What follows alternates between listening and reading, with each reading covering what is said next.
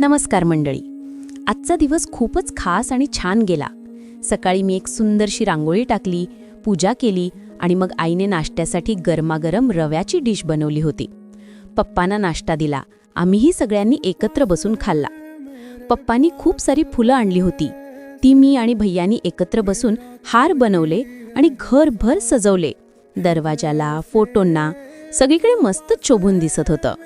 यानंतर मोठी तयारी होती पुरणपोळीच्या स्वयंपाकाची.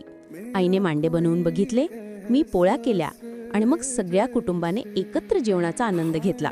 संध्याकाळी 7 वाजता आम्ही तयार झालो. मी सुंदरशी साडी नेसली, गाडीची पूजा केली आणि खास क्षण म्हणजे आईंना सोनं दिलं. मग आम्ही दीदीच्या घरी गेलो त्यांनाही सोनं देण्यासाठी. एकूणच माझा आजचा दिवस खूप सुंदर गेला. खरंच आठवणीत राहील असा. तर मंडळी, हा होता माझा आजचा व्लॉग. पुन्हा भेटूया पुढच्या व्लॉगमध्ये.